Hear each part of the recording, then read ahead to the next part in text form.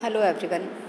Valuation of goodwill में हमने इससे पहले वाले लेक्चर में देखा था कि सुपर प्रॉफिट मेथड से भी हम गुडविल का वैल्यूएशन कर सके हैं।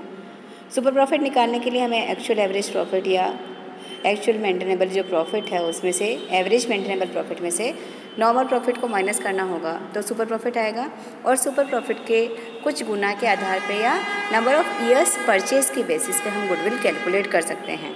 आज क्योंकि वो बहुत इंपॉर्टेंट मेथड है, उसी का एक क्वेश्चन हमने स्लाइड्स में लेने की कोशिश करी है। प्रैक्टिकली करने में ज़्यादा अच्छे से समझ में आता है, बट कोशिश करते हैं हम कि किस तरह से हम गुडविल का वैल्यूएशन करेंगे। तो देखिए क्वेश्चन हमारे पास बुक का जो चैप्टर है वैल्यूएशन ऑफ गुडविल, उसमें पेज 1.19 पर ये क्वेश्चन है। तो यहाँ पर आपको कह रखा है कि एक्स और वाई जो है वो 2 पार्टनर्स हैं, उनका प्रॉफिट शेयरिंग रेशियो 3:2 के रेशियो में है।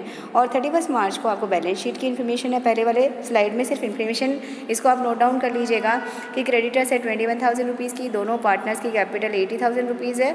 Overall total of the balance sheet is 1,01,000 rupees है। जो असेट साइड रिप्रेजेंट्स करती है उसमें कैश इन हैंड है, स्टॉक है, डेटर्स है, फर्नीचर एंड मशीनरी है, राइट।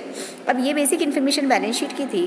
अब आगे के लिए आपको ये क्वेश्चन ये कहता है कि 1 अप्रैल 2016 में जो ऐसा हुआ कि एक्स जो है वो रिटायर हो जाएगा और वाई उसे खरीदेगा। तो मैंने आपसे बताया था कि पार्टनरशिप फर्म, कंपनी और तीनों ही बिजनेस के फॉर्मेट, सोल प्रोप्राइटर, तीनों ही फॉर्मेट में हमें वैल्यूएशन ऑफ गुडविल करना पड़ता है। तो यहाँ ऐसा हो रहा है कि जब एक्स रिटायर होगा और वाई जब खरीदेगा तो वाई अब एक्स को गुडविल के लिए कितना पेमेंट करे या इस फर्म की गुडविल कितनी होगी वो आपको कैलकुलेशन करना पड़ेगा। तो यहाँ पर जो इन्फॉर्मेशन है उसमें ये कह रखा है कि जब अगर कोई दूसरा पार्टनर इस बिजनेस को लेता है या अवकाश ग्रांट करता है कोई पार्टनर या डेथ हो जाती है तो गुडविल का वैल्यूएशन क्या करना है, ये थोड़ा मिस रह गया है। जो अधिलाभ वर्ड है यानी सुपर प्रॉफिट के 4 ईयर्स परचेज की बेसिस पे आपको कैलकुलेशन करना है। तो ये तो लास्ट में काम आएगी इन्फॉर्मेशन कि जो भी सुपर प्रॉफिट आएगा उसे मल्टीप्लाई बाय 4 करना है, लास्ट स्टेप के अंदर हमें निकालना है।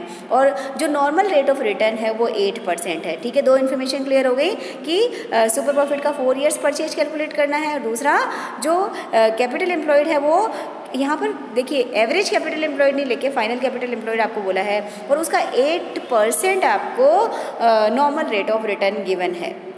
अब मेन जो काम यहाँ पर हमें करना है वो ये है कि हमें जो फ्यूचर मेंटेनेबल प्रॉफिट हम निकालेंगे उसके लिए कुछ एडजस्टमेंट्स गिवन है। एडजस्टमेंट में पहला एडजस्टमेंट है कि हमें डेटर्स पे 5% की रेट से प्रोविजन फॉर बैड डेट्स बनाना है। तो जब हम प्रॉफिट्स को एवरेज करेंगे तो इसको माइनस हमें करना पड़ेगा।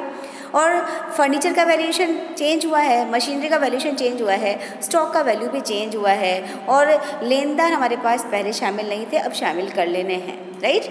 प्रॉफिट्स की इन्फॉर्मेशन है 15-16 में प्रॉफिट हुआ 19,000 का, 14-15 में हुआ है 17,500 का, 13-14 में प्रॉफिट है 15,000 रुपीज़ का और 12-13 में प्रॉफिट है 16,000 रुपीज़ का। फ्यूचर के लिए कह रहा है कि साझेदार जब अकेला काम करेगा तो उसे 6,000 रुपये हमें उसका रेमुनरेशन देना पड़ेगा।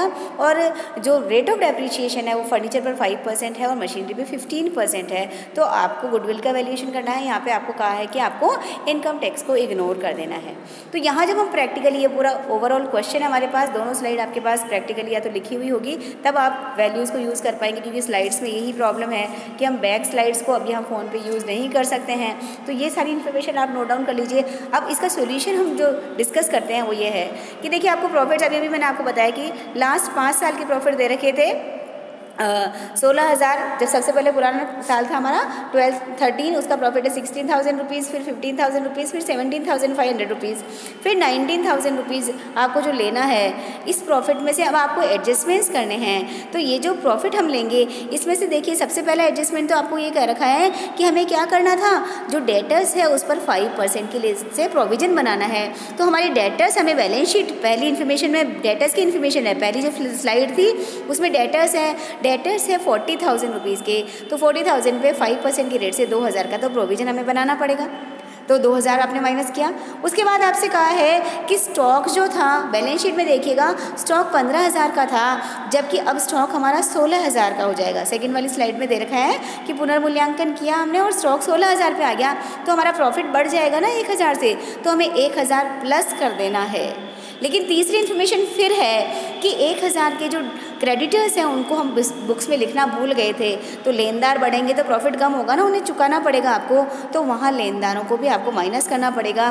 तो इस तरह से आपने 4 साल के प्रॉफिट का टोटल किया, 65,500 आया, उसका फिर आपने एवरेज किया है, 4 से डिवाइड कर दिया आपने, तो एवरेज प्रॉफिट हो गया हमारा 16,375 रुपीज़।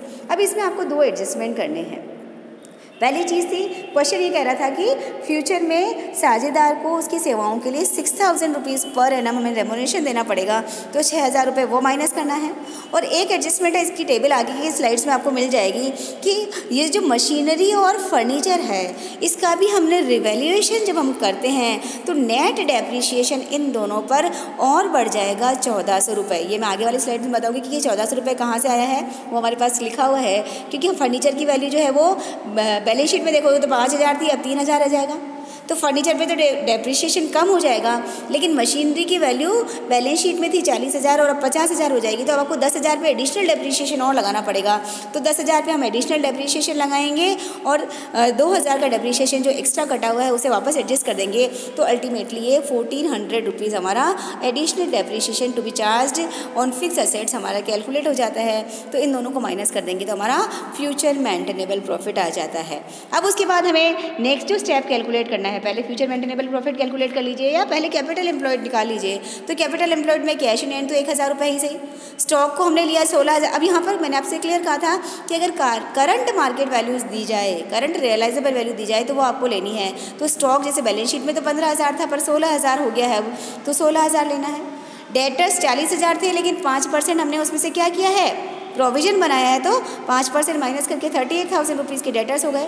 फर्नीचर की वैल्यू 3,000 रुपये हो गई और मशीनरी की वैल्यू कितनी हो गई है, 50,000 रुपये। तो ये हमारी टोटल एसेट्स हो जाएगी, और टोटल एसेट्स में से हमारे क्रेडिटर्स 21,000 के तो बैलेंस शीट में गिवन है और 1,000 रुपये हम कह रहे हैं कि हम बुक्स में लिखना भूल गए थे, तो टोटल क्रेडिटर्स 22,000 रुपीज़ को माइनस कर दीजिए, तो क्लोजिंग कैपिटल एम्प्लॉयड आपकी आ जाती है 86,000 रुपीज़। अगर आपसे कहा जाए कि एवरेज कैपिटल एम्प्लॉयड में निकालिएगा तो लास्ट ईयर के प्रॉफिट का आधा इसमें से माइनस कर दीजिए, तो वो एवरेज कैपिटल एम्प्लॉयड हो जाती है। पर इस क्वेश्चन की रिक्वायरमेंट थी कि अंतिम विनियोजित पूंजी पर नॉर्मल रेट ऑफ रिटर्न 8% है, तो एवरेज कैपिटल एम्प्लॉयड नहीं लेकर हमको क्या लेंगे, यहाँ पर कैपिटल एम्प्लॉयड 31 मार्च की लेंगे 86,000 रुपीज़, और रेट ऑफ रिटर्न हमें गिवन है, normal rate of return 8% given है। तो 8% से हम जब इसे मल्टीप्लाई कर देते हैं तो हमारा नॉर्मल प्रॉफिट आ जाता है 6,880 रुपीज़, राइट। तो यहाँ हमने नॉर्मल प्रॉफिट निकाल लिया। उसके बाद थर्ड स्टेप पे हम निकालेंगे सुपर प्रॉफिट। तो फ्यूचर मेंटेनेबल प्रॉफिट हमने निकाला था 8,975 और नॉर्मल प्रॉफिट हमारा निकला है 6,880, तो हमारा सुपर प्रॉफिट हो जाएगा 2,095 रुपीज़, यानी 2,095 रुपये, 2,095 रुपीज़।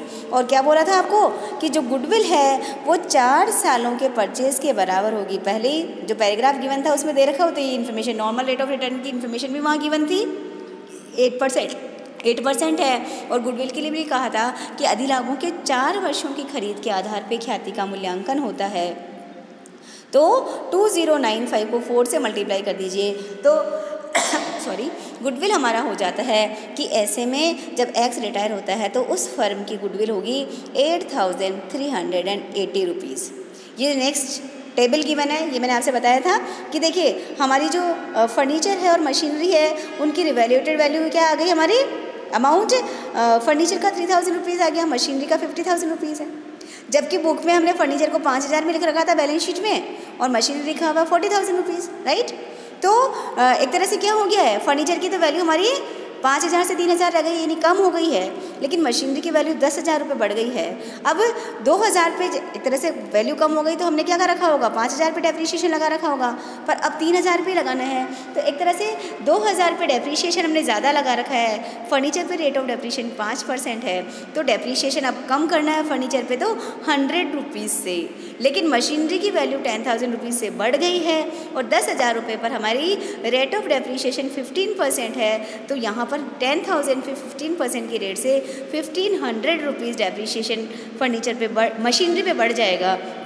तो मशीनरी का तो डेप्रीशिएशन 1,500 रुपीज़ बढ़ गया, लेकिन फर्नीचर में कम हो गया है, तो जो नेट डेप्रीशिएशन जिसे हमने फ्यूचर मेंटेनेबल प्रॉफिट कैलकुलेट करते समय माइनस किया था, तो वो वैल्यू हो जाएगी हमारी 1,400 रुपीज़। तो इस तरह से हम स्टेप बाई स्टेप अगर चलें, आप चाहें तो सबसे पहले कैपिटल एम्प्लॉयड कैलकुलेट कर लें, उसके बाद आप फ्यूचर मेंटेनेबल प्रॉफिट या एवरेज जो मेंटेनेबल प्रॉफिट है वो कैलकुलेट करें, फिर थर्ड स्टेप पे नॉर्मल प्रॉफिट कैलकुलेट करें, फिर फोर्थ स्टेप पे सुपर प्रॉफिट कैलकुलेट करें, और अल्टीमेटली कैलकुलेशन ऑफ गुडविल तो आपको सबसे लास्ट में करना ही है, क्योंकि सुपर प्रॉफिट निकलेगा तभी गुडविल निकल के आएगा।